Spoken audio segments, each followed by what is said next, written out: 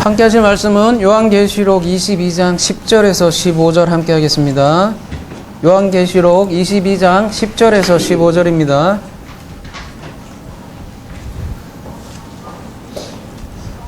또 내게 말하되 이 두루마리의 예언의 말씀을 임봉하지 말라. 때가 가까우니라. 불의를 행한 자는 그대로 불의를 행하고 더러운 자는 그대로 더럽고 의로운 자는 그대로 의를 행하고 거룩한 자는 그대로 거룩하게 하라. 보라, 내가 속히 오리니 내가 줄 상이 내게 있어 각 사람에게 그가 행한 대로 갚아주리라. 나는 알파와 오메가요 처음과 마지막이요 시작과 마침이라. 자기 두루마리를 빠는 자들은 복이 있으니 이는 그들이 생명나무에 나아가며 문들을 통하여 성에 들어갈 권세를 받으려 함이로다. 개들과 점술가들과 음행하는 자들과 살인자들과 우상숭배자들 및 거짓말을 좋아하며 지내는 자는 다 성 밖에 있으리라. 10절에 보면 때가 가까우다 이렇게 되어 있고요. 말씀을 임봉하지 말라 이런 말씀이 나오는데요. 다니엘서 12장 4절에 함께 보시면요. 다니엘아, 마지막 때까지 이 말을 간수하고 이 글을 봉함하라. 많은 사람들이 빨리 왕래하며 지식이 더하리라. 이런 말씀이 나오네요. 다니엘에게는 지금 임봉하라고 지금 명했죠. 왜냐하면 그 예언이 아직 그 마지막 때가 성취가 되어지 않았기 때문에 미래에 관한 것이죠. 근데 지금 요한의 예언은 먼 미래의 것이 아니라 때가 가깝다고 하는 거예요. 성경에서 말하는 때는 언제를 말할까요? 회개하라, 하나님 나라가 가까이 왔다 이렇게 말씀을 하잖아요. 이 가까이 왔다는 것은 두 가지로 다 생각을 할 수 있을 것 같아요. 하나는 시간이 가까웠다는 측면으로 얘기할 수 있을 것 같고요. 또 하나는 공간이 가까웠다 이렇게 우리에게 항상 가까이 있는 하나님 나라를 얘기하기도 하고, 또 시간으로 가까이 왔다는 것은 언제를 얘기할까요? 성경에서 말하는 때의 결국은 십자가 사건이죠. 십자가 사건에서 모든 것이 성취되었기 때문에 십자가 사건을 통해서 우리가 심판과 구원이 갈라지는 것이죠. 그래서 십자가를 어떻게 받아들이냐에 따라서 의와 불의가 갈라지고 부정함과 거룩함이 갈라진다는 것이죠. 그래서 11절에 다음과 같은 말씀이 나옵니다. 요한계시록 22장 11절 함께 보도록 하겠습니다. 불의를 행하는 자는 그대로 불의를 행하고 더러운 자는 그대로 더럽고 의로운 자는 그대로 의를 행하고 거룩한 자는 그대로 거룩하게 하라 이렇게 나옵니다. 그래서 마지막은 반드시 분리가 일어난다는 사실이죠. 그래서 불의와 의가 분리되고 지금 더러움과 거룩이 분리된다는 그런 말씀을 하고 있습니다. 근데 오늘 말씀의 특징은 여러분 잘 살펴보시면 더럽게 하는 것은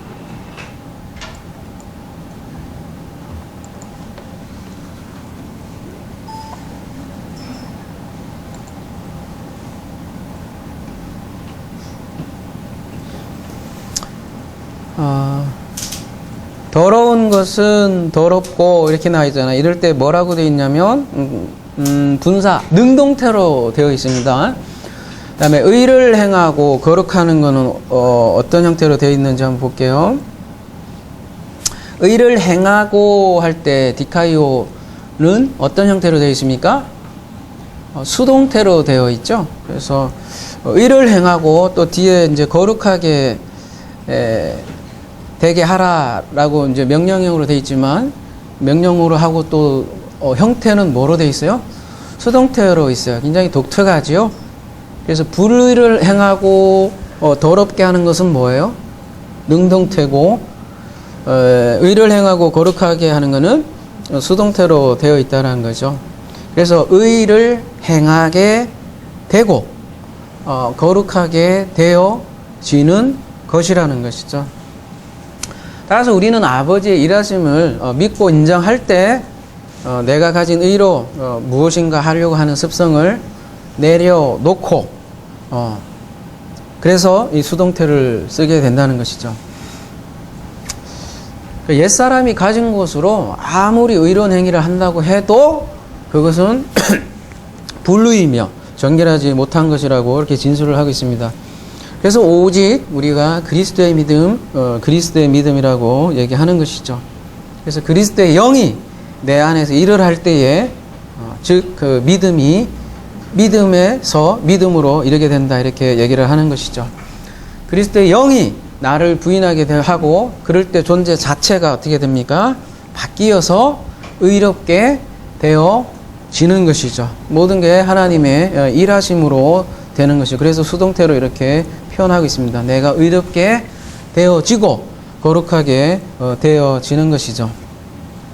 12절 함께 하도록 하겠습니다. 보라, 내가 속히 오리니 내가 줄 상이 내게 있어 각 사람에게 그가 행한 대로 갚아주리라. 보라, 내가 속히 오리라. 이것이 요한계시록은 계속해서 강조하고 있습니다. 속히 오신다는 것이죠. 속히 오셔서 뭘 한다고 그랬습니까? 상을 준다 이런 표현을 하고 있습니다. 그리고 행한 대로 갚는다 이렇게 말씀을 하고 있어요. 이런 말씀을 보면 많은 사람들이 그래서 헌금 많이 하고 봉사 많이 하고 선교 많이 하면 하나님께서 그 충성의 분량대로 상을 준다고 생각을 많이 하는 것 같습니다. 일단 구원은 얻었고 그 이후에 이제 상의 차이라 이렇게 생각을 하는 것이죠. 일명 상급론이라고 하죠. 근데 성경에서 말하는 근데 상은 사람들이 생각하는 그 충성도에 따라서 주는 그 다른 그 뭐라 하죠? 그런 물질적으로 보이는 그런 상이 아니라 성경에서 말하는 상은 무엇이라고 진술을 하죠? 성경에서 말하는 상은 뭐예요? 창세기 15장에 보면 무엇이 상이에요?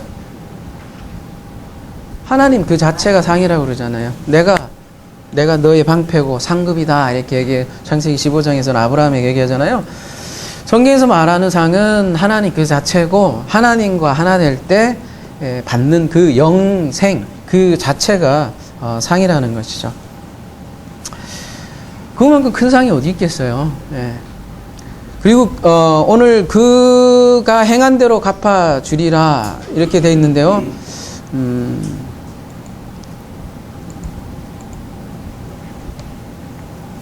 갚아주다 이게 아포디듬인데요. 우리가 많이 다뤘던 그런 단어인데요. 완전히 넘겨주다. 각 사람에게 뭐 한 대로요? 에르곤 그의 행한 대로라고 했지만 에르곤 그의 일대로 넘겨준다. 그렇다면 성경이 말하는 일이란 뭘까요? 에르곤 그의 일대로 완전히 넘겨준다. 그대로 그가 어떤 일을 한 대로 그대로 넘겨준다고요.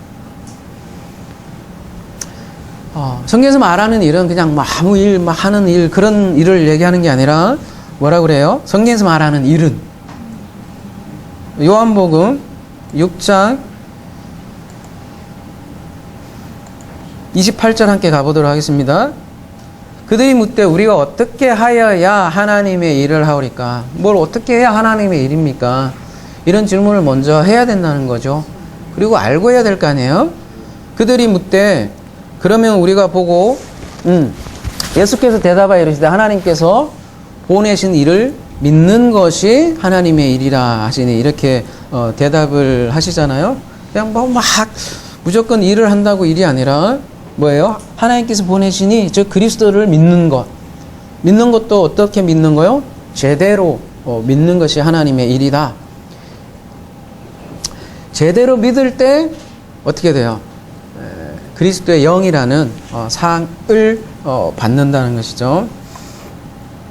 다시 계시록으로 돌아와서 13절 나는 알파의 오메가요 처음과 마지막이요 시작과 마침이라.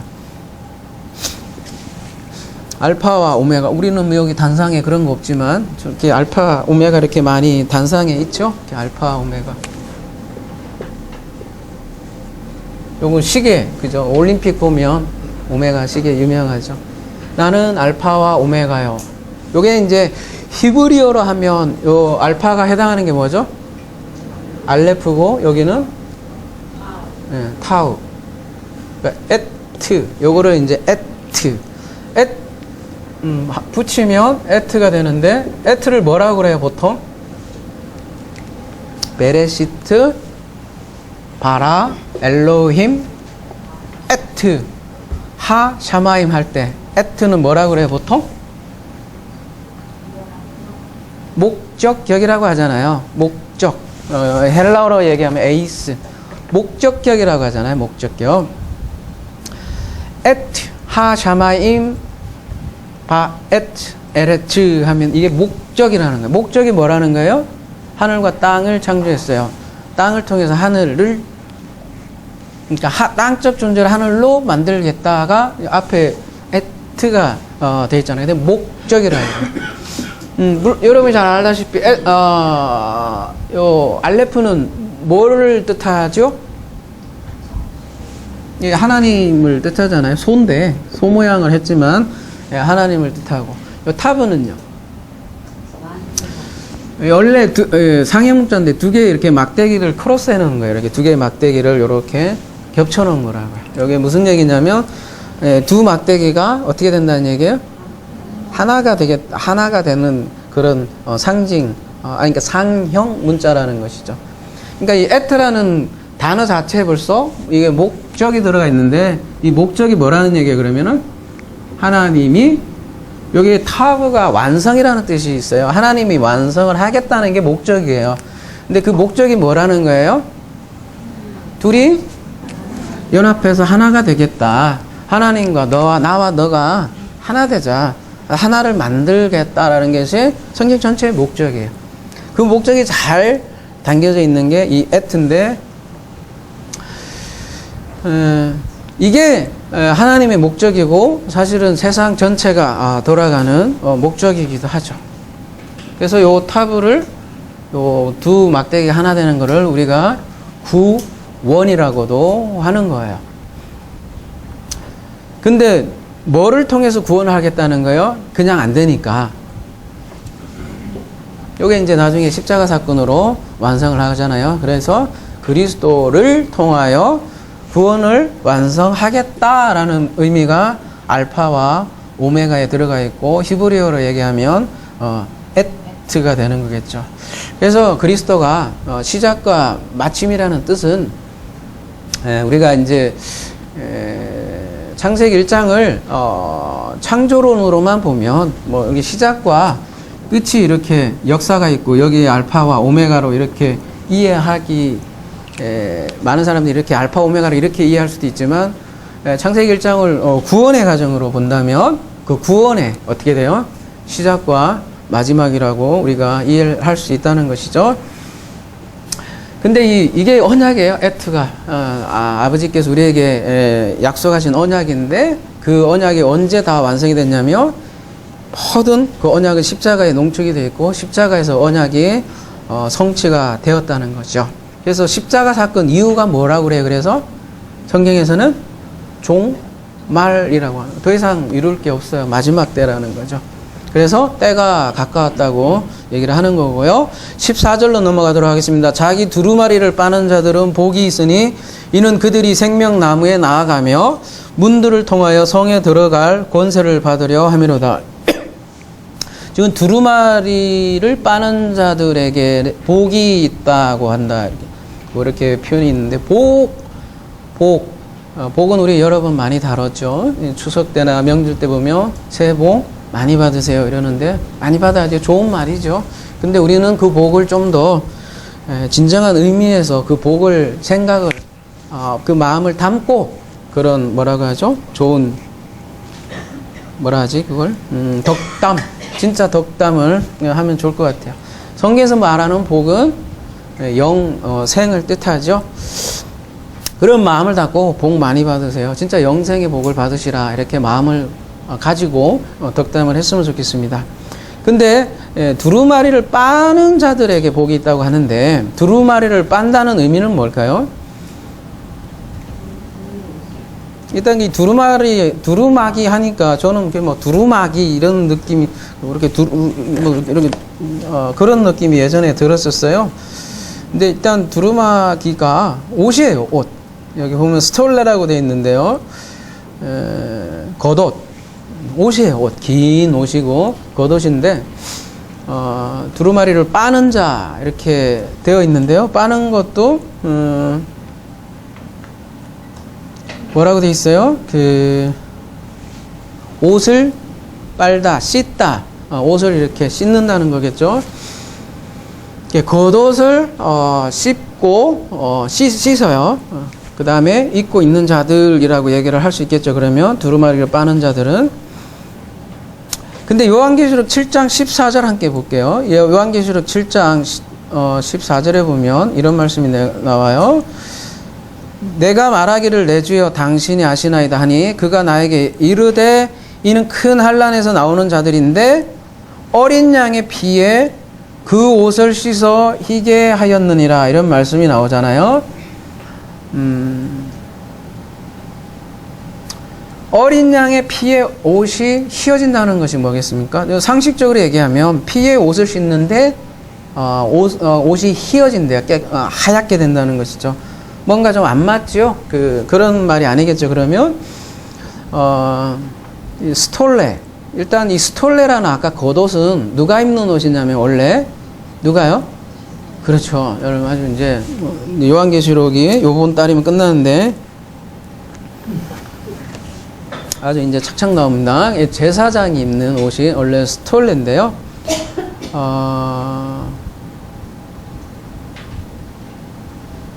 그 외에 제사장이 짐승을 잡다 보면 뭐 같아요? 막 피가 막 튈 거 아니에요? 네, 그러면 이 옷에 막 피가 묻을 거라는 거죠. 근데 지금은 그 제사장이 그 양을 실제로 잡는 그 피가 아니라 어떤 피가 지금 묻힌다는 거예요? 어린 양의 피. 그 어린 양의 피는 그 희생제사로 드리는 그 피가 아니라 누구의 피로 지금 바뀐다는 얘기예요? 예, 그리스도의 피로 바뀌었다는 거죠. 그래서 이게 빨간 피가 아니라 이게 흰 옷으로 바뀔 수 있는 것이죠. 물리적으로 얘기하면 그렇게 얘기할 수 없겠죠. 근데 계시록 19장 7절로 가보면요. 우리가 즐거워하고 크게 기뻐하며 그에게 영광을 돌리세. 어린 양의 혼인 기약이 이르렀고 그의 아내가 자신을 준비하였으므로 그에게 이 옷을 또 설명을 하죠. 빛나고 깨끗한 세마포 옷을 이제 얘기를 해주네요. 이 옷이 무슨 옷이구나? 세마포 옷이구나. 입도록 허락하셨으니 이 세마포 옷은 그냥 옷 얘기하는 게 아니네요. 뭐래요? 성도들의 옳은 행실이로다 하더라. 이 행실도 에르곤이에요. 제대로 믿는 거. 9절 천사가 내게 말하기를 기록하라. 어린 양의 혼인잔치에 청함을 받은 자들은 복이 있도다 하고 또 내게 말하되 이들은 참되신 진리의 말씀 드리라 하기로 이렇게 되어 있죠. 성도들에 있는 옷을 지금 분명히 얘기하고 있네요. 빛나고 깨끗한 세마포 옷이다. 그런 존재들을 뭐라 그래요? 이들은 하나님의 진리의 말씀들이다. 그러니까 세마포 옷은 뭐를 뜻하겠어요? 깨끗한 진리의 말씀, 즉 어린 양이신 예수 그리스도로 옷 입는다라는 것을 말하는 게겠죠. 그러니까 예수 그리스도가 뭐가 된 거예요? 이제 우리의 대제사장이 된 거죠. 우리는 제사장이라 하잖아요. 너희는 제사장이요 거룩한 백성이라고 하는데 예수 그리스도는 대제사장으로 돼서 우리가 대제사장인 그리스도와 연합해서 어디로 들어가는 거겠어요? 지성소로 들어간다는 말이 되겠죠. 그러면 이제 더 이상 뭐예요? 동물의 피가 튀는 것이 아니라 어린 양의 피로 우리가 들어가게 되는 것이겠죠. 오늘 본문으로 다시 돌아오겠습니다. 계시록 22장 14절 자기 두루마리를 빠는 자들이 그래서 복이 있는 거예요. 이는 그들이 생명나무에 나아가며 문들을 통하여 성에 들어갈 권세를 받으려 함이로다. 그리스도와 연합된 자들이 어떻게 된대요? 생명나무가 있는 성문 안에 들어갈 권세가 있다는 것이에요. 근데 예루살렘 성에 들어갔더니 지금 뭐가 있대요? 생명나무가 있다고 하네요. 생명나무는 창세기 2장에 처음으로 등장을 하죠. 창세기 3장에서는 근데 이 생명나무로 접근하는 길이 어떻게 돼요? 막히는데 지금 오늘 계시록 본문은 어때요? 그 생명나무로 나아가는 길이 어떻게 됩니까? 열립니다. 그러니까 완전히 언약의 성취가 되는 장면이겠죠. 그런데 어떻게 들어간다는 얘기예요? 바로 두루마리를 빠는 자들, 즉 새로운 옷, 그리스도로 옷을 입은 자들은 하여금 두루 도는 칼로 이렇게 막혔던 그 지성소 휘장을 뚫고 들어간다는 그런 말이 되겠죠. 15절. 근데 못 들어간 사람들이 있네요. 이 사람들은 다 성 밖에 있다 이렇게 표현을 하네요. 성 밖에서 성경에서는 뭐 이를 가며 슬피 울며 이를 간다고 이렇게 얘기를 하잖아요. 어떤 자들이에요? 개들과 점술가들과. 이 개들은 멍멍이를 얘기하는 건 아니겠죠. 갑자기 뭐 그죠? 음행하는 자들과 살인자들과 우상숭배자들과 거짓말을 좋아하며 지어내는 자는 다 성 밖에 있으리라 이렇게 표현을 하고 있네요.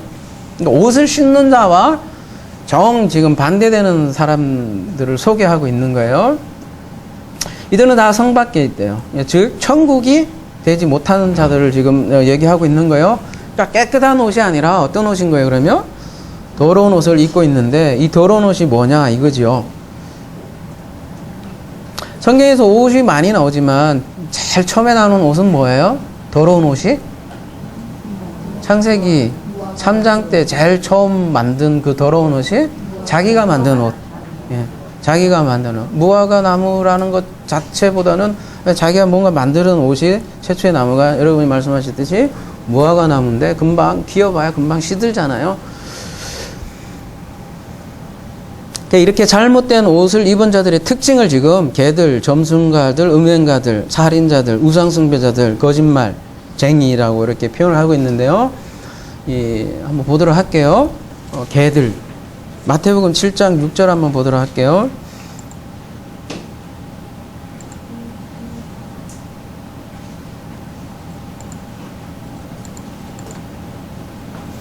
거룩한 것을 개에게 주지 말며 너희 진주를 돼지 앞에 던지지 말라. 그들이 그것을 발로 밟고 돌이켜 너희를 찢어 상하게 할까 염려하라.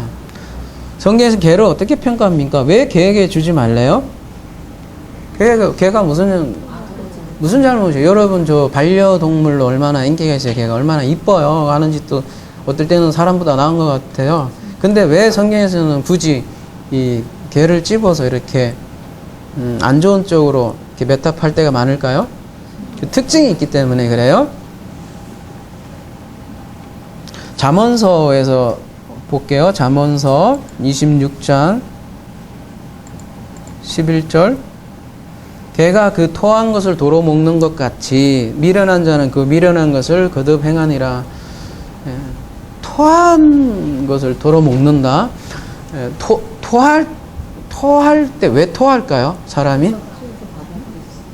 안에서 뭐 안 받아주니까 그렇잖아요. 소화가 제대로 안 돼서 그런 거죠. 자기 양식이 아직 안 됐기 때문에, 소화가 안 되었기 때문에 토하는 거죠.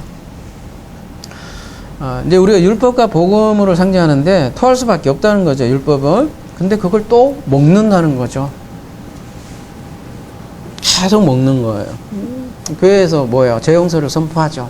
죄용서 하지만 어떻게 돼요? 궁극적으로 죄에 대한 해결을 주지 못하고 계속 토하고 먹고 토하고 또 먹고, 그것도 일종의 토한 것을 먹는 그런 형태겠죠. 기도도 마찬가지겠고요. 근본이 자꾸 해결이 안 되면 토하고 먹고 그렇게 되는 거죠. 소는 정한 짐승이라고 해요. 그에 반해서 왜 정한 짐승이라고 얘기를 해요? 되새김질을 하고 완전히 소화되기 때문에 그렇게 얘기하는 거겠죠. 성경에서 그래서 우리에게 성경, 성전, 율법 이런 것들을 주셨는데 소화를 하라는 거예요. 그래서 완전히 소화해서 나의 생명의 양식이 되어야 한다는 것이죠. 근데 제대로 소화되지 않으면 무슨 일이 일어나냐. 그래서 베드로 후서 2장 20절도 요 잠언서 말씀을 그대로 받아서 이렇게 얘기를 하고 있습니다. 만일 그들이 우리 주 대신 구주 예수 그리스도를 알므로 세상의 더러움을 피한 후에 다시 그 중에 얽매이고 지면 그 나중 형편 얽매이고 지면 그 나중 형편이 처음보다 더 심하리니 의의 도를 안 후에 받은 거룩한 명령을 저버리는 것보다 알지 못하는 것이 도리어 그들에게 나으리라. 참된 속담에 이르기를 개가 그 토하였던 것에 돌아가고 돼지가 씻었다가 더러운 구덩이에 도로 누웠다 하는 말이 그들에게 응하였도다. 지금 잠언서를 인용하고 있죠. 잠언서를 인용하고 있는 가장 큰 이유가 뭐예요? 토했던 것을 먹고, 그러니까 옛날로 자꾸 다시로 돌아간다는 얘기예요. 돼지도 하나 또 나오네요. 돼지도 씻었다가 더러운 구덩이에 댔다 넣어버리는 거죠.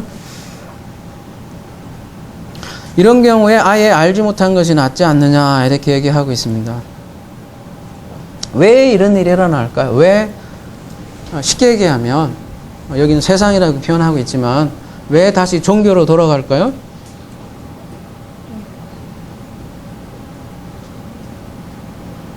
흔히 얘기하잖아요. 우리가 출애굽했다고 얘기하는 사람들, 출애굽했으면 안 돌아가야 될 텐데 다시 돌아간다는 거예요. 왜 그럴까요? 오늘 말씀처럼 완전히 소화가 되지 못한 것이죠.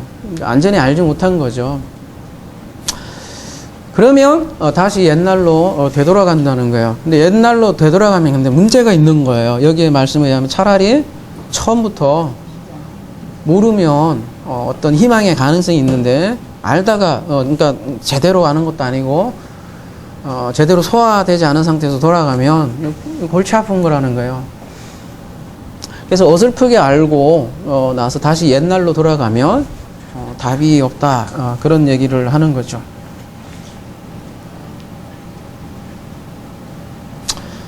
뭐 세상의 더러움을 피한 후에 지금 베드로후서는 그 세상 것으로 돌아간다 이렇게 얘기했지만 뭐 호랑방탕하고 그런 세상을 얘기하는 게 아니에요.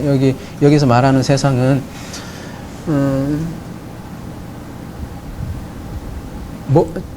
뭐를 얘기하냐면요. 빌립보서 한번 가볼게요.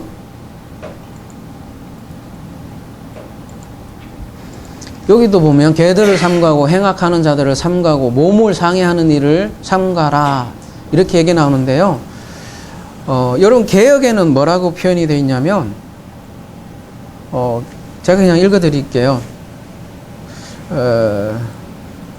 개들을 삼가고 행악하는 자들을 삼가고 몸을 이제 개역 개정은 몸을 상해하는 일이라고 했잖아요. 여기는 뭐냐면 손 할례당을 삼가라 이렇게 얘기해요. 손 할례당으로 이렇게 표현을 하고 있고요. 공동 번역으로 제가 소개시켜드리면 개들을 조심하십시오. 악한 들을 조심하십시오. 형식적인 할례를 주장하는 자들을 조심하십시오. 이렇게. 그러니까 개하고 지금 행악자하고 손 할례당을 지금 똑같은 것으로 취급을 하고 있다는 거예요. 형식적인 할례. 공동 번역에서는 그렇게 얘기를 하고 있는데요. 다 뭘 얘기하겠어요? 손 할례라고 하면 가장 율법주의자들의 대표적인 행위를 지금 얘기를 하는 거잖아요. 그러니까 세상으로 다시 돌아갔다는 거는 뭐 옛날처럼 뭐 세상 주랑방탕 그런 얘기 하는 게 아니라 옛날처럼 다시 율법주의로 돌아갔다는 얘기죠. 그러니까 다시 그리스도의가 아닌 율법의로 돌아가는 것을 지금 얘기를 하고 있고요. 여러분 그 빌립보서 3장 2절을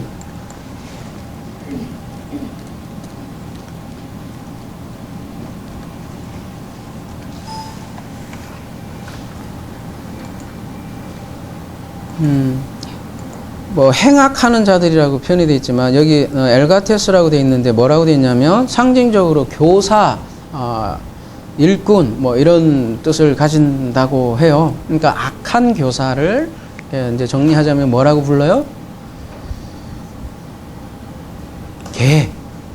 개라고 이렇게 표현을 하는 거예요. 악한 교사.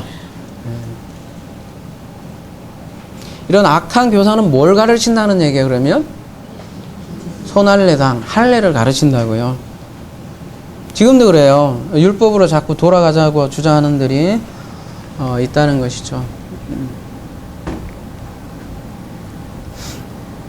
성경에서 말하는 개는 이런 개라는 거예요. 개 조심하자. 그런 것이죠. 빌립보서 3장 7절. 그러나 무엇이든지 내게 유익하던 것을 내가 그리스도를 위하여 다 해로 여길 뿐더러 또한 모든 것을 해로 여기면 내 주 그리스도 예수를 아는 지식이 가장 고상하기 때문이라 내가 그를 위하여 모든 것을 잃어버리고 배설물로 여김은 그리스도를 얻고 그 안에서 발견되려 함이니 내가 가진 의는 율법에서 난 것이 아니요 오직 그리스도를 믿음으로 말미암은 것이니 이것도 원어를 보면 그리스도를 믿음이 아니라 그리스도의 소유격이에요. 믿음으로 말미암은 것이니 곧 믿음으로 하나님께로부터 난 의라 이렇게 되어 있습니다. 배설물이라는 한번 가볼게요.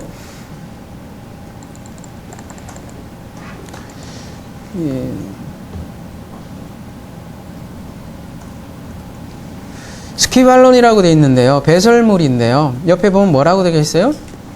개에게 던져지는 것 이렇게 표현이 되어 있네요. 배설물이 뭐예요? 똥이에요. 가장 원색적으로 얘기하면 여러분 사도 바울이 어떤 사람이에요? 지금 율법하고 복음 그리스도의 의를 지금 비교하는 거예요. 자기는 사도 바울이 어떤 사람이었어요? 바리새인 중에 바리새인 있고 진짜 율법으로 그 의를 둘째가 라면 서러울 정도로 율법을 쫓았던 사람 아니에요. 그 귀한 것으로 여겼고. 근데 지금은 그걸로 어떻게 개에게나 던지는 뭐같이 여긴다는 거예요? 똥같이 여긴다는 거예요. 똥. 배설물은 고상한 단어고 똥같이 여긴다는 거예요.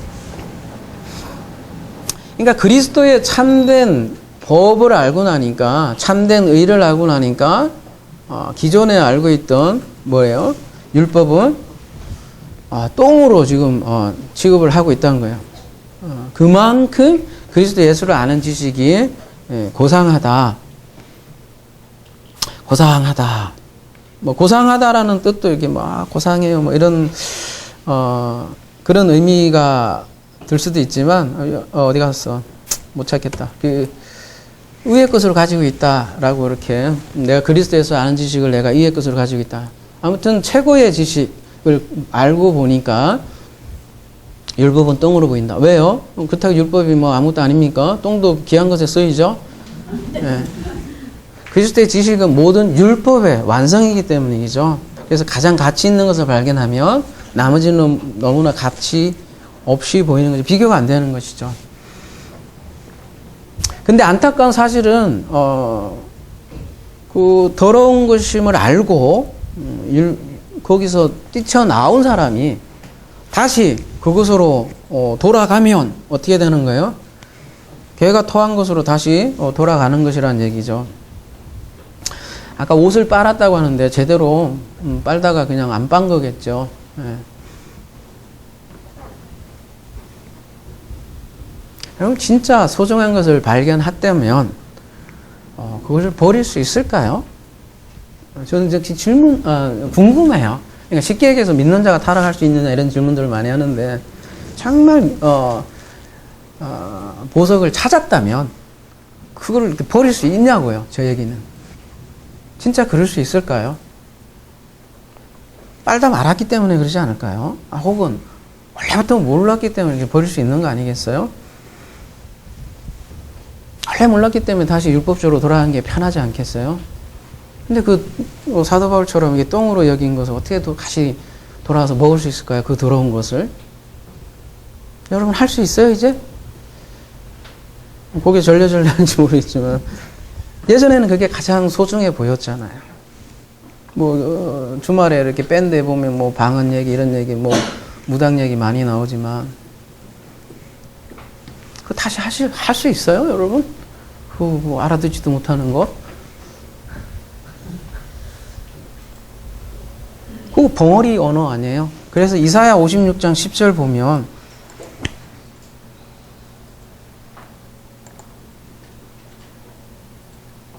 개들에 대해서 잘 진술을 하고 있습니다. 이스라엘의 파수꾼들은 맹인이요 다 무지하며 벙어리 개들이라. 파수꾼들을 지금 벙어리 개들인데요 짖지도 못하며 다 꿈꾸는 자들이요 누워있는 자들이요 잠자기를 좋아하는 자들이니 이렇게 얘기를 하고 있잖아요. 이 개들의 특징이 있대요. 뭐래요? 탐욕이 심하여 족한 줄을 알지 못하는 자들이요 그들은 뭐래요? 몰지각한 목자들이라. 개들이 자꾸 이제 구체적으로 드러나네요. 특별히 어떤 사람인 거죠? 목자들이라는 거네요. 파수꾼들이라고 그러네요.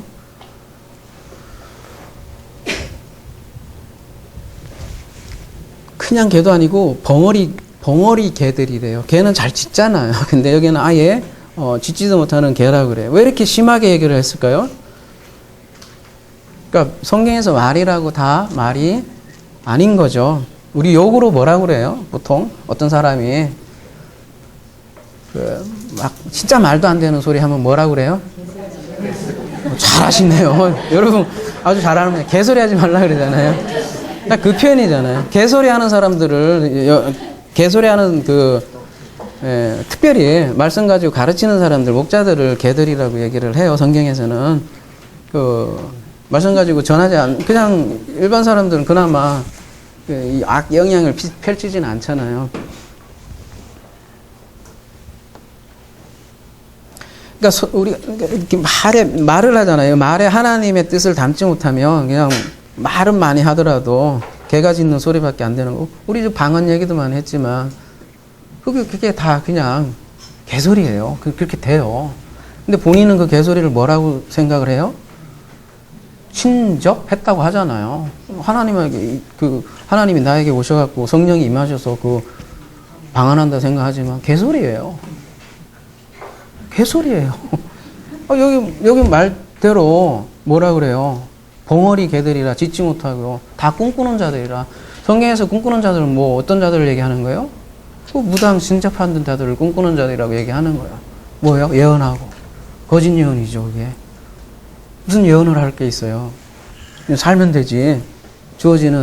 하나님의 주어주시는 하루하루를 감사하며 살면 될 것이지. 뭘 자꾸 꿈꿔요. 응? 뭐가 이상이고 뭐가 현실인지 모르는 거예요. 그러니까 그거를 그냥 잠자있다, 그냥 무지몽매하다는 얘기예요. 그렇게 지금 표현을 하고 있습니다. 뭐 여기 탐욕이 심하다 이렇게 돼 있으니까 뭐 돈 밝힌다 이런 뜻으로 이렇게 들릴 수도 있지만 조금 뉘앙스가 많이 달라요. 한번 볼게요.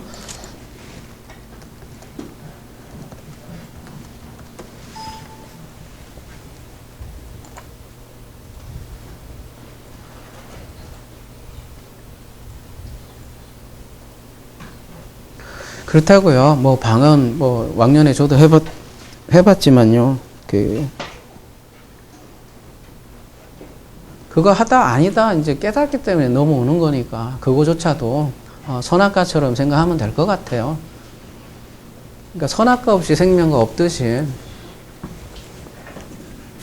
짓다가 깨닫는 거죠. 이 개들은 탐욕이 심하여 족한 줄 알지 못하여 이렇게 돼 있잖아요. 탐욕이 뭐라고 돼 있어요 지금? 내패시가 심하여 격렬하다 이렇게 얘기를 하고 있네요. 내패시가 탐욕, 그러니까 성경에서 말하는 탐욕, 내패시가 이게 격렬하다. 내패시가 원래 호흡하고 이런 거잖아요. 뭐 욕망으로도 이렇게 표현이 되고 있지만 내패시가 격렬하대요. 신약적 용어로 얘기하면 이 내패시가 뭐라고 볼 수 있을 것 같아요? 이런 존재들을 신약성경에서는 푸시키코스라고 이렇게 표현을 해요. 푸시키코스. 그러니까 푸뉴마티코스가 있고 신약성경에서는 그렇게 진술을 해요. 푸뉴마티코스가 있고 푸시키코스가 있다. 사도 바울은 그렇게 얘기하는 거예요. 아직 푸뉴마티코스가 되지 않으니까 율법적으로 격렬하게 사는 사람들을 얘기하는 거예요. 이 사람들을 내패시가 심하다는 거예요. 이게 탐욕이에요. 이게 막 부를 탐하려고 그런 탐욕이라기보다는 아까 손할례당 자기가 가진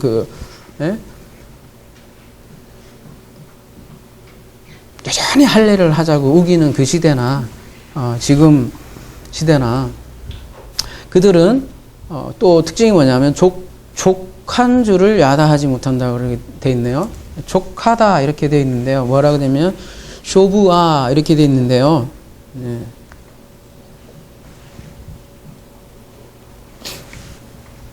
봅시다. 7654번인데요.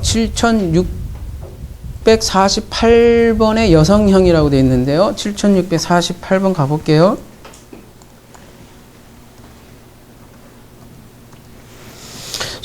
소바 이렇게 되어 있는데요. 만족함이라고 되어 있잖아요. 7646에서 요리했다고 하니까 가볼게요. 어디서 많이 본 단어죠. 사바. 7646번인데 이 자음이 여러분 많이 본 단어죠?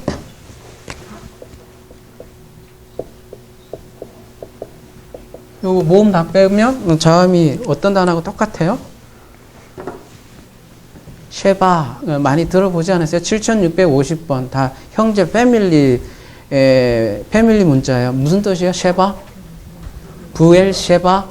일곱이라는 쉐바, 부엘쉐마라는 우물이 뭐예요? 일곱이라는 언약, 맹세하다 그런 뜻이 쉐바잖아요. 약속. 그것이 완전이라는 거예요. 그러니까 완전은 어디서 오는 완전이에요? 본인에게는 완전히 없는 거예요. 어디에서 완전히 오는 거예요? 하나님의 약속의 완성이 될 때 만족한다 이렇게 하는 거예요. 그러니까 걔들은 뭘 만족하지 못, 그러니까 족한지를 모른다는 거예요. 뭘 모른다는 얘기예요, 그러면? 샤바. 그러니까 그 하나님의 언약, 완성, 이런 걸 모르는 거예요. 성취를 모르니까 계속 뭔가 해야 되는 거 아니에요. 성취 안 됐잖아요. 안식이 성취 안 됐잖아요. 그러면 계속 뭔가를 해야 되잖아요. 해야만 하나님이 이뻐해 주실 것 같으니까. 근데 안식이 성취되면 어떻게 돼요? 아, 내가 그거 하고 안 하고 그런 문제가 아니구나를 알게 되니까 나의 어떻게 돼요?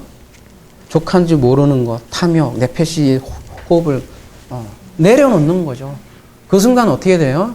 아, 모든 게 하나님의 일하심이구나. 그리고 또 하나님하고 나하고 구분조차도 굳이 그렇게 할 필요 없이 그냥 내가 사는 게 하나님이 사는 거고 하나님이 사는 게 나 사는 거고 그걸 이해하게 되면서 다 내려놓는다는 거예요. 그러면서 모든 것을 본인이 감사하게 되고 또 모든 것에 대해서 본인이 어떻게 하는 거예요? 책임을 지는 거예요.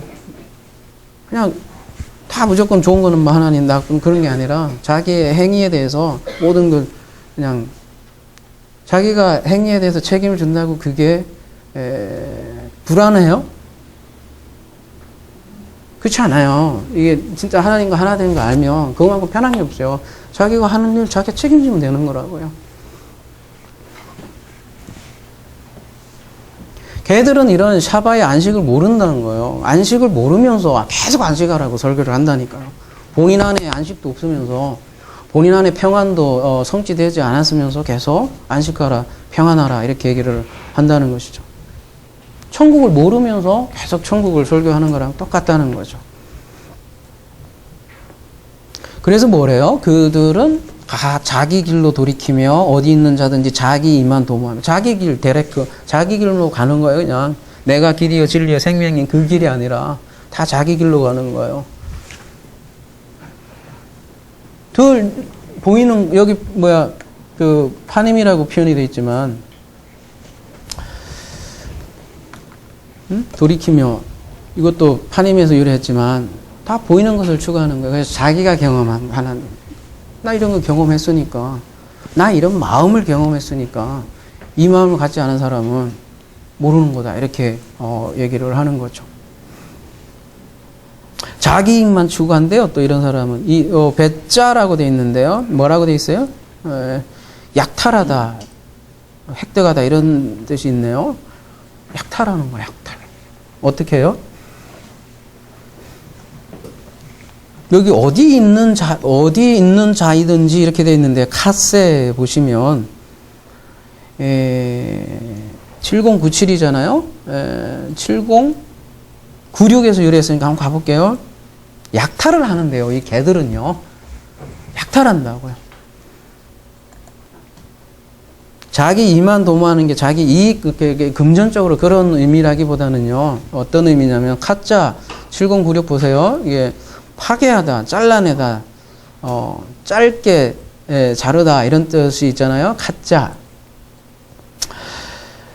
음.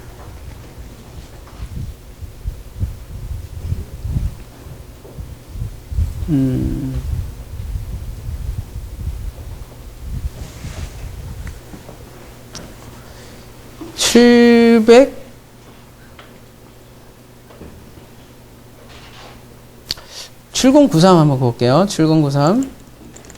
이것도 전부 다 이게 같은 동네에 단어인데요. 예, 극단 뭐 이렇게 돼 있는데요. 7 하나 2에서 유래했다고 했잖아요. 여기서 가볼게요. 여기도 보면 잘게 자르다. 문자적으로 상징적으로 산산조각 조각으로 따로따로 자르다. 막 예, 어떤 느낌인지 알죠? 이렇게 막 조각 내는 거예요. 진리를. 바리새인들이 하는 일들이 뭐였었어요? 계명을 몇 가지라고 참 자랑스럽게 얘기하잖아요. 몇 가지래요? 자랑스럽게 613개 계명이 있다. 그거 다 애우고 있잖아요. 또 자랑스럽게. 근데 이렇게 조각 내갖고 진리를 이렇게 산산조각 내는 거를 지금 자기 이익을 도모한다 이렇게 얘기하는 거예요. 진리는 하나인데 예수님께서 오셔서 그냥 하나를 얘기했잖아요. 근데 이거 쪼개버리는 거예요. 쪼개버리고. 지금도 마찬가지잖아요. 경영자 예수, 심리자 예수, 뭐 번영의 예수, 뭐 리더십 예수, 뭐 해방 신앙 예수, 뭐 다 나누잖아요. 그래서 이 그리스도라는 그 하나의 진리를 잃어버리면 옆으로 새게 돼 있어요. 그런 자들은 이제 요한계시록에 다시 돌아보면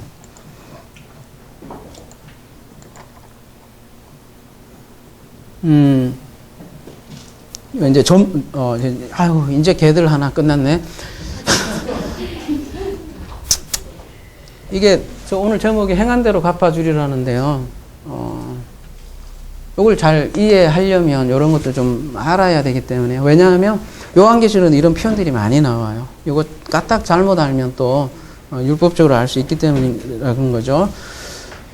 점술가라고 되어 있잖아요. 이 점술가 하면 뭐 어떤 점치는 무당 이렇게 생각할지 모르겠는데요. 15절 다시 가볼게요.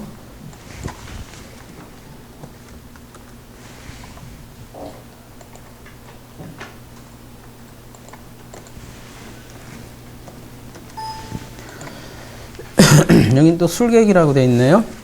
할마코스라고 되어 있는데 마법사, 술객 이렇게 되어 있는데 5332번 스트롱 코드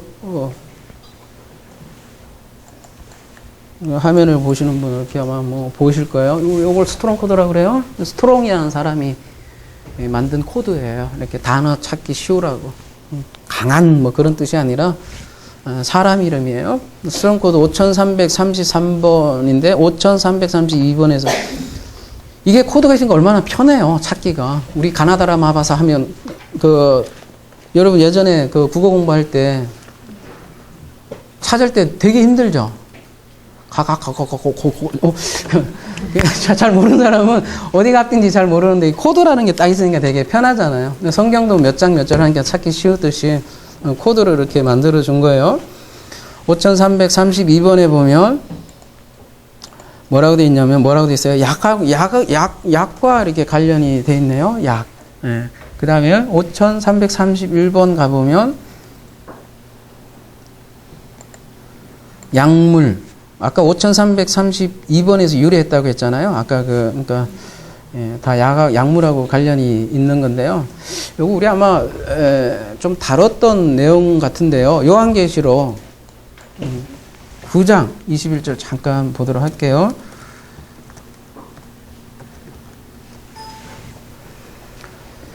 여기도 비슷한 내용이 나요. 살인과 복술과 음행과 도둑질을 회개하지 아니하더라. 이때도 잠깐 다뤘던 것 같아요. 오늘 이제 최종적으로 자세하게 다루는 건데요. 할마케이아라고 이렇게 되어 있어요. 여기 조금 다른 단어를 쓰고 있는데 복술이라고 표현이 되어 있는데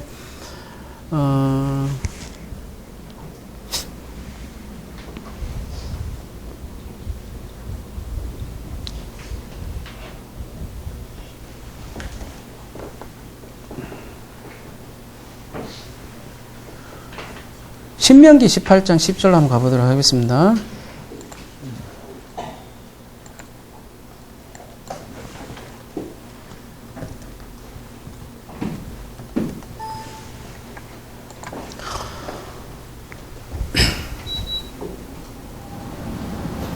그 아들이나 딸을 불 가운데로 지나가게 하는 자나 복슬자나 길흉을 말하는 자나 요술을 하는 자나 무당이나 이렇게 나오잖아요. 여기 복술이라고 하는 단어는 캐셈이라고 이제 히브리어는 쓰고 있는데요. 7080에서 유래했다고 하네요. 캐셈, 복술이 도대체 뭐 하는 건지 보면 뭐라고 돼 있어요? 분배하다, 점치다, 뭐 이렇게 나오네요. 점을 치는 자들이네요. 예. 근데 예전에 점을 칠 때, 지금도 아마 그런 섬이나 이런 데 가보면 점 칠 때 어떻게 해요, 여러분? 점 치는 사람들 못 봤어요? 우리나라도 그렇지만, 예전에 추장들 보면 그 추장들이 점을 칠 때 어떤 그 나무 같은 걸 이렇게 태우죠. 태우고 연기 같은 거나 혹은 어떤 약물 같은 걸 이렇게 점점 이거를 뭐라고 하죠? 환각 상태로 끌어올리면서 점을 친 거죠. 그래서 이러한 단어들을 써요. 약물하고 관련이 있는 게 환각을 시키면서 뭔가 예언을 하고 점을 치는 거예요. 이 맨정신이 안 되나 봐요. 실제로 그렇겠지. 맨정신에 되겠어. 뭔가 신접을 해야 된단 말이에요. 여러분 뭐 밴드 카페인가 여쭤보셨던 것 같아. 그거 어떤 현상이냐고 하는데 딱 오늘 매치가 되네요.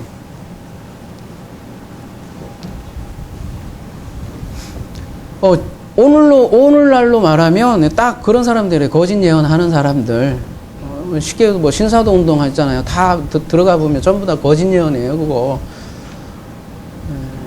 오늘날 환각조에도 다양하게 존재하잖아요. 대표적으로 뭐가 있겠어요? 뭐 음악.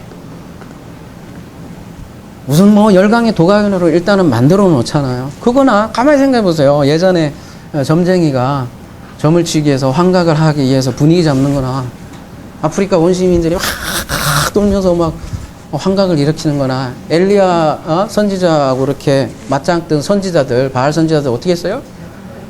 그 맞짱 뜨기 위해서 막 칼로 막 베고 막 하잖아요. 지금도 마찬가지로 이렇게 열강의 도가니로 만들어 놓고요. 다 한번 보세요. 왜 찬양을 그렇게 막 30분, 1시간 이렇게 하고, 기도도 막 30분, 1시간 하고, 가장 마지막으로 추구하는 게 뭐예요? 쉽게 얘기해서 하나님 만나는 거잖아요. 근데 그게 하나님 만난 게 아니라 잘 따지고 들어가 보면 환각이라니까요. 환각. 그 다음에 뭐를 하냐면 축기를 하죠. 축기를 하고 쓰러지게 만들고. 이게 현대판 복술행위예요. 현대판 복술행위. 요거는 조금 이제 모양새가 안 좋으니까 더 고급스러운 건 뭐냐면 뭐예요? 심리적인 설교.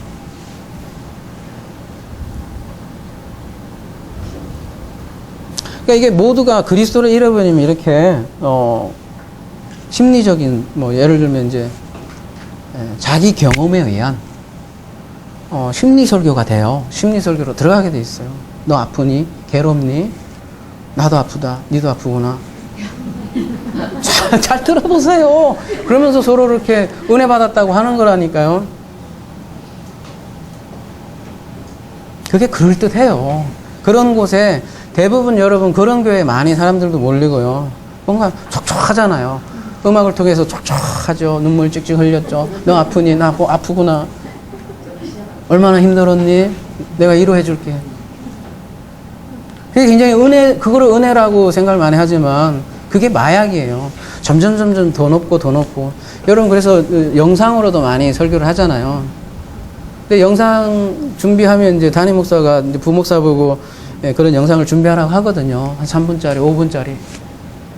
이건 제가 경험했던 거예요. 한두 번은 좋아.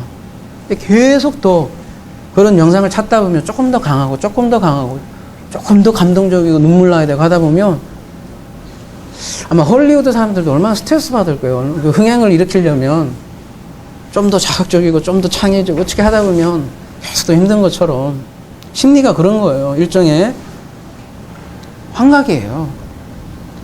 이런 게 현대판 마술이고 현대판 약물이라는 거예요.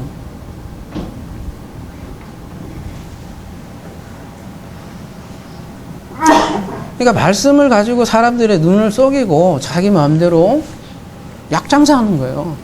약을 짓는 거예요. 요거를 성경에서는 오늘 점술가라고 해요. 뭐 이렇게 점술가가 옛날에만 있었던 게 아니라 지금도 점치는 사람들이 있다는 거예요. 질문하셨잖아요. 무당이 뭐냐고. 그 무당만 무당이 아니고 거기서 일어나는 일이나 기독교에서 타락한 형태로 일어나는 거나 근본을 들어가 보면 똑같아요.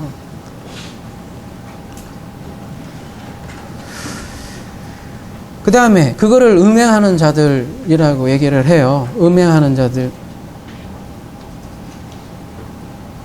포르노스인데요. 포르노스. 많이 들어본 얘기죠. 포르노. 그 같은 단어인데요. 마태복음 5장 32절.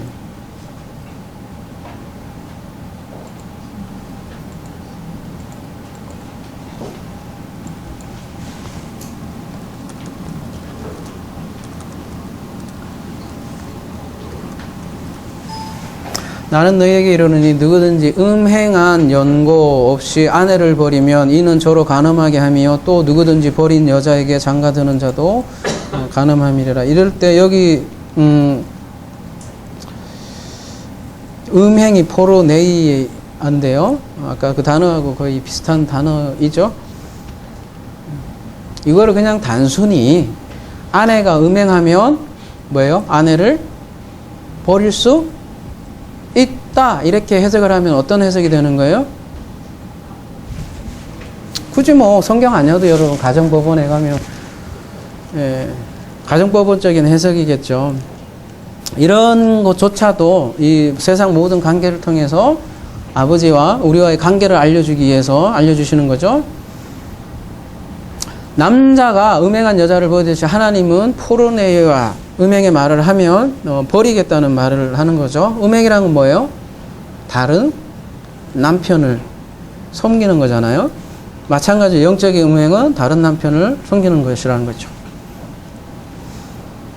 다른 남편과 섞이는 거예요. 그러니까 진리의 섞임이 포르네이아죠. 그래서 가장 무서운 게 썩는 거예요. 이렇게. 원래 몰랐던 사람은 아예 그냥 탁 표도 나잖아요. 탁 이렇게. 구분도 잘 되는데 진짜 골치 아픈 거는 이렇게 막 교묘하게 자신도 헷갈려갖고 막 섞이면 이거 막 구분도 잘 안 돼. 갖고 그게 굉장히 모르는 거야. 그게 굉장히 더 힘든 거예요.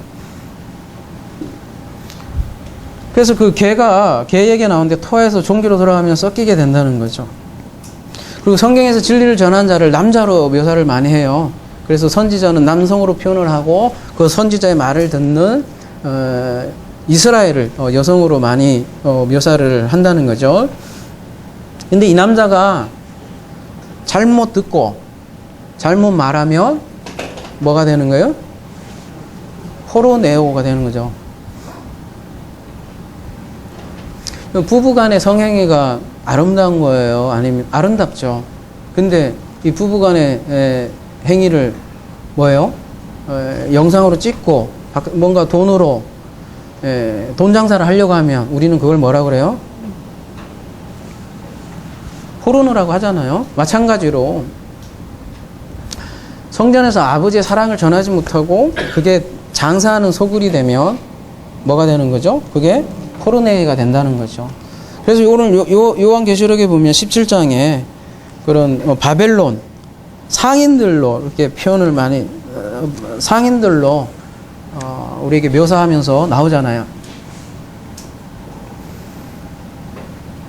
아까는 점술가지만 이게 다 비슷한 얘기인데요. 개들, 점술가들, 음행하는 자들 섞임인데요. 어떤 섞임이 있을까요? 아까 점술가들은 어떤 경험적으로 이렇게 막 사람들을 마취시키고, 그죠? 신비한 기적으로 뒤로 넘어지게 쓰러지게 하고 천국 갔다 하게 보여주는데, 그런 거라면 지금 이 썩는 거는 뭐가 있겠어요? 쉽게 얘기해서 뭐 물질 축복, 건강 축복, 번영신학이라고 하죠. 아니면 뭐 긍정의 힘. 얼마나 좋아요. 그런 메시지가. 저는 교회 안 다닐 때도 그 책이 잘 읽어서 좋더라고요.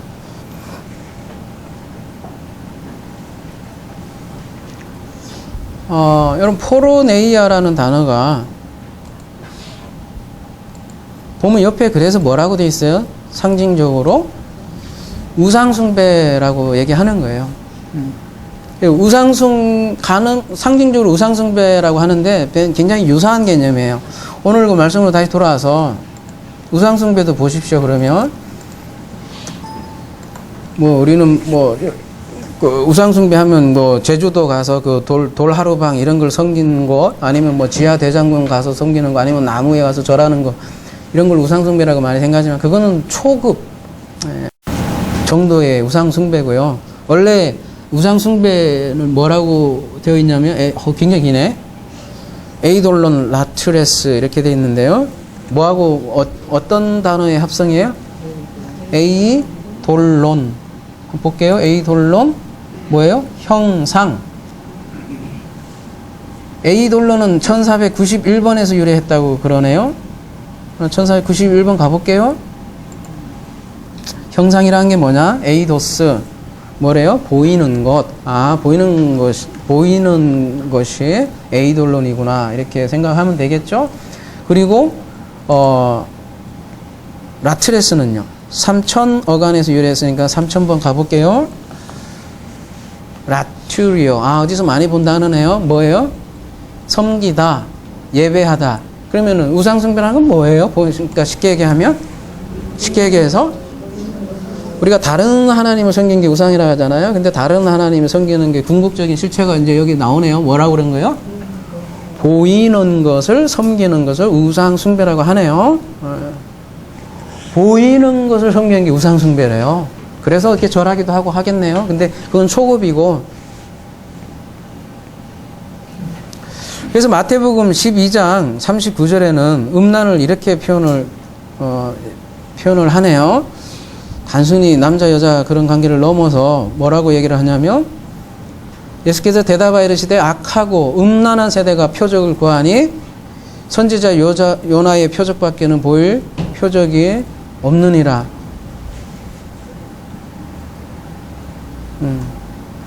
지금 표적을 구하는 게 음란하다고 이렇게 좀 표현을 하고 있네요. 표적이라는 게 뭐예요? 결국은 보이는 거잖아요. 세메인이하고 세메인을 통해서 하나님께서 진짜로 알려주시려고 하는 것을 알지 못하면 그게 음란이 된다는 것이죠. 오늘날도 그렇잖아요. 표적을 구하는 것이 마치 좋은 신앙처럼 느껴지잖아요. 내가 이런 기도를 했더니 빨간 색깔 자동거 를 구체적으로 기도했더니 며칠 날 누가 그렇게 선물해 줬더라. 그걸 표적으로 알고 굉장히 좋아하고 그러잖아요. 그리고 어떤 사람이 이렇게 막 치유가 됐어. 그러면 막 기적이 일어났다고 소문이 나고, 그러면 어때요? 교회가 금방 구름대처럼 막 몰려오잖아요. 방언을 해야 신령한 것처럼 생각을 하고요. 근데 거꾸로요. 성경에서 그것을 뭐라고 하냐면 음란하다라고 얘기하는 거예요. 이 음란 개념이 그 옆에 이어지는 요한계시록 22장 다시 돌아올게요. 그러니까 우상숭배 개념하고 또 거짓말을 좋아하고 지어내는 자료인데요. 이 거짓말이라는 자체도 거의 유사한 개념이에요. 다시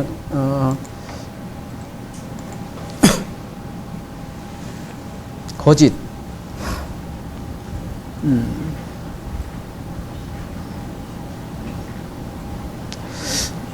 성경에서 말하는 단순히 거짓말은 나 학교 갔다 왔어.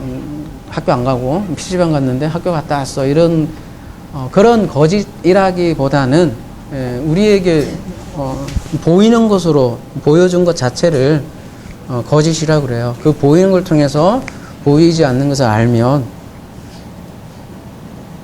그래서 성경에서 말하는 거짓 선지자는 단순히 이렇게 거짓말하는 그런 선지자라기보다는 그들도 열심히 얘기를 한다니까요.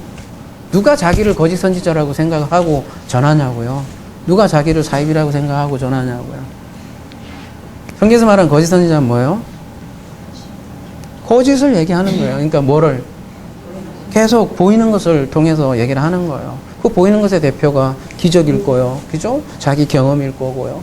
그런 걸 자꾸 증거를 하려고 한다는 거죠.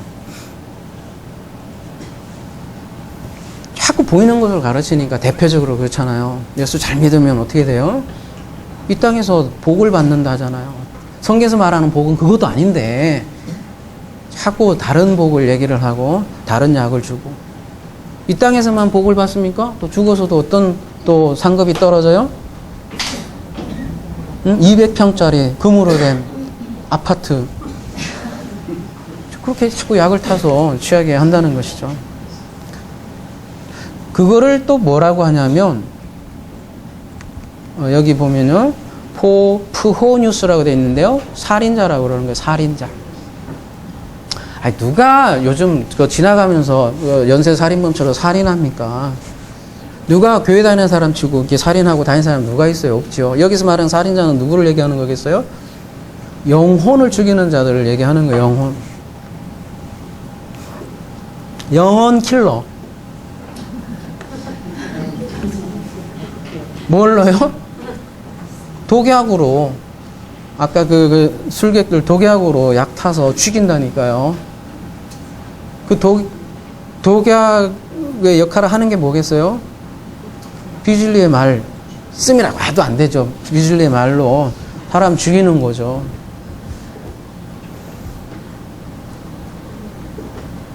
자, 이제 정리하도록 하겠습니다.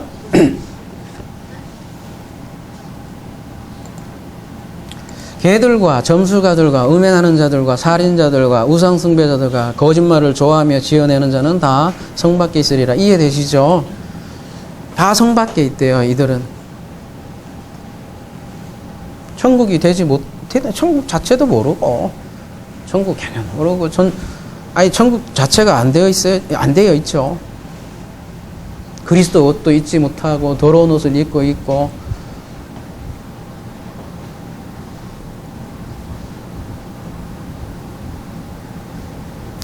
때가 가까웠다고 지금 요한계시는 그래서 계속 얘기를 하는 거예요. 지금이 말세, 지금 기회야. 지금 사실은 우리가 개들, 점술가들 이렇게 얘기하지만 다 우리가 쟤들, 점술가들, 음행하는 자들, 살인자들, 우상숭배자들, 거짓말장애 아니었나요? 그렇죠? 그런 자들이 무슨 은혜인지 모르겠는데 그게 다 거짓말인지 알고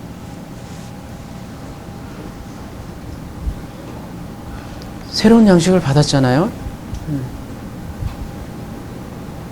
오늘도 우리에게 이러한 말씀이 주어지는 것이죠. 그 말씀을 아버지의 마음으로 담을 때 이 말씀이 비로소 이 생명이 되고 똑같은 단어인데요. 그죠? 똑같은 단어인데 이 생명이 되는 말씀이 있고 그냥 독곡물이 될 수 있다는 것이죠. 아무쪼록 이 독곡물이 아니라 진정한 우리 늘 그런 기도를 하잖아요. 그래서 주기도문의 핵심 일용할 양식을 그래서 구하는 거 아니겠습니까? 이렇게 이러한 양식이 우리 생명의 말씀이 될 때 우리는 이런 존재들로부터 나왔고 진짜 이것이 배설물이라고 여긴 자들은 다시 돌아갈 수 없으리라고 확신합니다. 그런 사람들이 이기는 자들이고 이기는 자들에게는 하나님이 영생인 그 자체의 복을 우리에게 이미 주셨고 그 영생으로 이미 살아가겠고 그리스도의 영이 각 순간순간에 인도할 줄 믿습니다. 아무쪼록 이런 귀한 은혜가 저와 여러분에게 함께하기를 예수 그리스도의 이름으로 기도합니다.